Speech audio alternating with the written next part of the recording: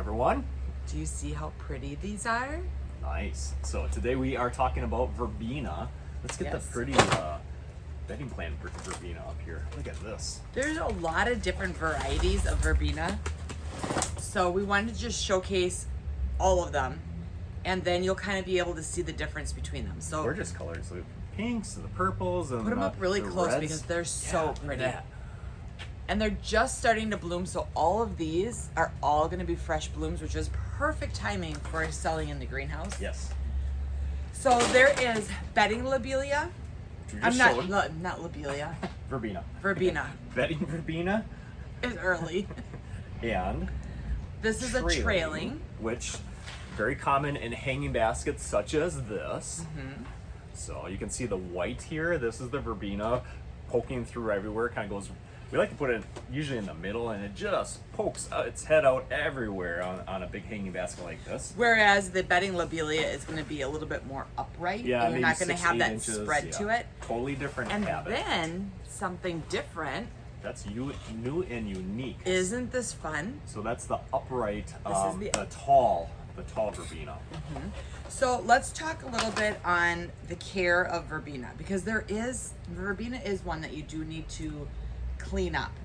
Yes, definitely some maintenance with Verbena when you're talking the bedding plant variety and also the trailing. This is brand new for us. I'm assuming we're gonna have to do some deadheading, but it hasn't gone through and expired. But I can't wait to show and talk I'm about assuming this one. we're gonna have to clip this, and these vines are pretty tough, so we'll probably have to take a little snips to it and cut those off. But we do want to show, yes, there is definitely some deadheading. So if deadheading is a dirty word to you, stay clear of Verbena. And you notice a lot of the mixed baskets have Verbena in them. They're a beautiful. They're beautiful. I love them. But they're higher maintenance. When you have 1,000 hanging baskets of these in the greenhouse, there's a lot of work in a greenhouse. So not that we stay away from Verbena, we love it. We love how it turns out. It's just, boy, you got to put one person on just cleaning up Verbena. We do. So I want to show. So you can see that these are looking good. But about once a week, and we usually tell our customers, hey, on that Fertilizer Friday, when you're fertilizing with the Beat Your Neighbor fertilizer, if you have Verbena in a hanging basket or a planter, remember, Fertilizer Friday is also going to be Deadheading Friday, whether you have geraniums or Verbena. So I'm going to show you right here. You can see there's some spent Verbena. They kind of have this little, almost like a tubular that the flower pops out of. We're going to go through and nip that off right behind that head and take it off right with the stem and all. So that's how we deadhead the Verbena. It's not hard. It's just a little time consuming when there's lots of them. And what you'll find is right where it's going to be deadheading, you'll see it's already starting to spread out 2 new shoots. Yeah, there's more that's coming along. But here's the problem if you don't do that. It'll all look beautiful, okay? But when it goes through that cycle, and all of these that look beautiful, they'll all be on the same schedule. So they all look beautiful at once, and then they'll all naturally die off, and you'll have to deadhead them up. So you won't have any of this like white Verbena at all. They'll all be needed to be deadheaded. So don't wait until the very end. Do a little bit here and there so that you always have fresh Verbena, making this hanging basket look gorgeous. And there's newer varieties coming out all the time. Like this one here is the Proven Winners Royal Plum Wine. And they are going to be a lot better. He needs a home. Somebody needs to adopt this plant and put him in a bigger container and make them bloom. Yeah. Isn't that how you feel about all the plants in the greenhouse? Like you're just waiting for them to go to their home, like and be cared for. Sad face. Please adopt this Verbena. We should start doing that. Yeah, but the Proven Winners Verbena lasts way longer. I find that there's just a lot less maintenance with some of the nicer brand name. The genetics have come so far. They're way better. So you don't be afraid to have Verbena. It's just stay on top of it. That periodic cleaning up. Otherwise, you're gonna have a lot more cumbersome work all at once. And it's not going to be you know, you're not going to spend a half an hour on a basket. It's just a quick, you know, clip, Yep, and you're done. Just going through again, clean these up like this, the spent blooms. Go ahead behind that head, clip that stem right off.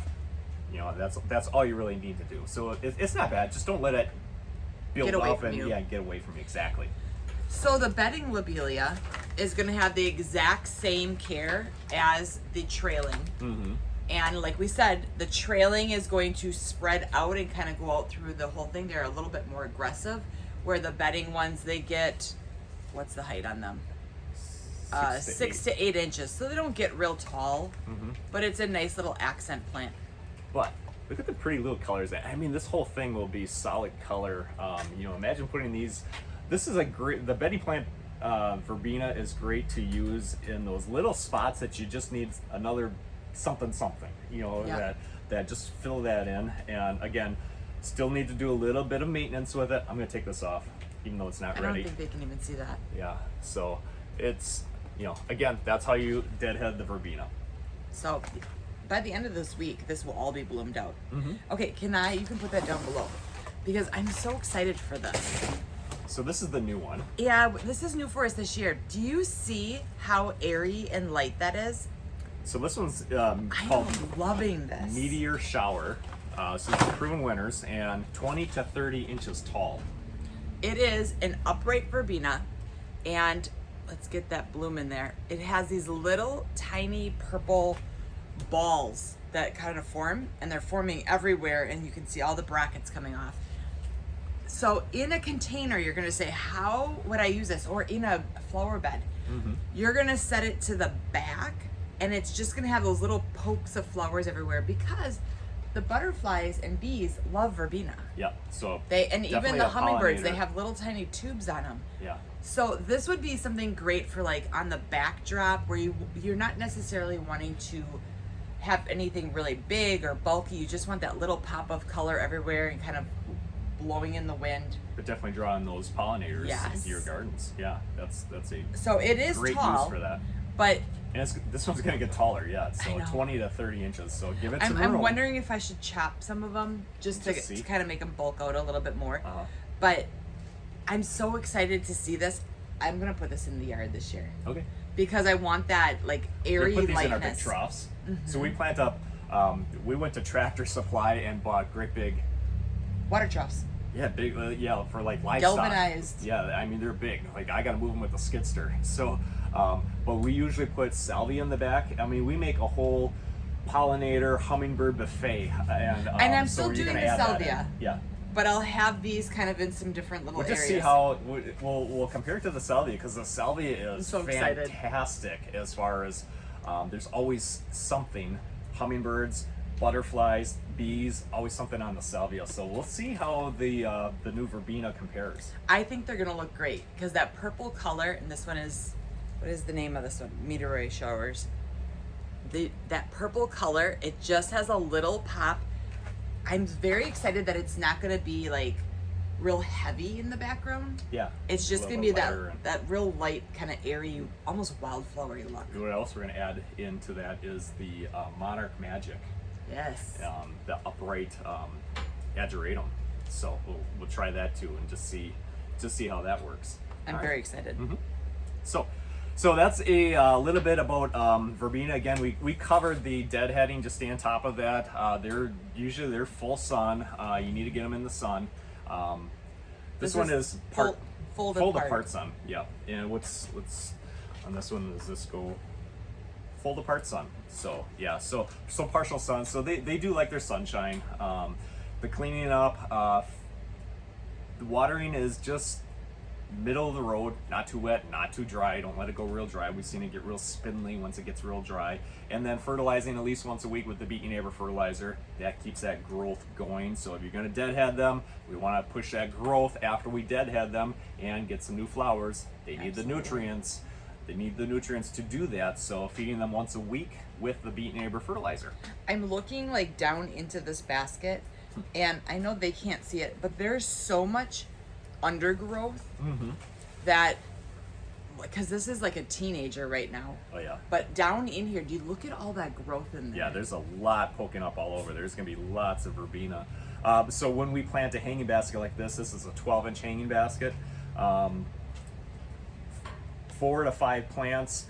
Put that verbena right in the middle, and that because it's going to spread through. Yeah, it's going to poke its way through. So you've got the petunias and the calibrachoas in here. Verbena right in the middle. It really stretches out and pokes through all over that. So that's what we do with a 12-inch hanging basket. So that's pros and cons of it.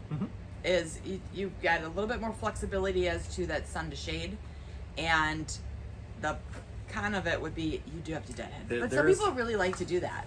Yeah, like a lot of call people it therapy. Yeah, so I mean, it's like there's nobody in the middle. So either people love like, it's therapy. They hear you have or to deadhead it, and they're like, I'm out. So yeah, it seems like there's no middle ground when it comes to deadheading.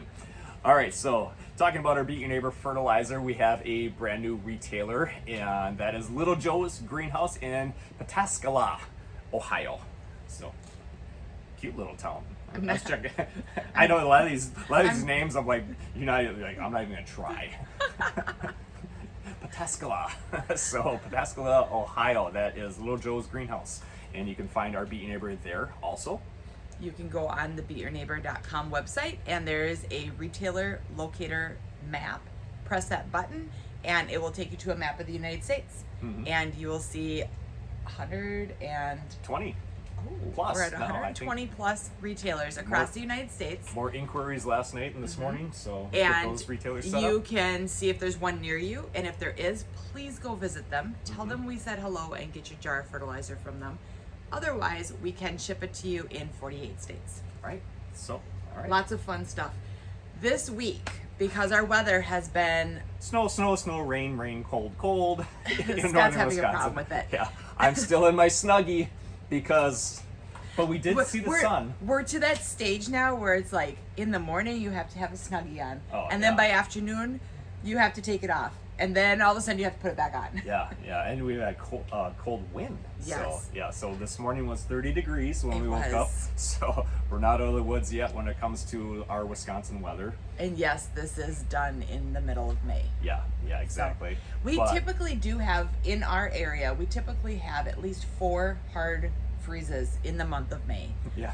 Leading up to Memorial Weekend. And a freeze, when we consider a freeze, it could be 30 degrees. It could be 12. So, so there's... I think it was like 24 the other day. Yeah. Oh, no, it was 20 when I got up, or 19, 20. So that's not frost. So, yeah, we're not out of the woods yet. And we hopefully get asked once you get into all June. the time, we're like, is it safe to plant? Is it safe to plant now? If I had a nickel for goodness. every person that asked that in the greenhouse, when's it safe to plant? When it's safe. I July 1st. would love to be able to have an exact date for you, but you're gonna have to look at the weather. Yeah. And that's just where it comes down to. Yeah, historically for us. Around Memorial Weekend. But we've found that people are shopping earlier and earlier and earlier.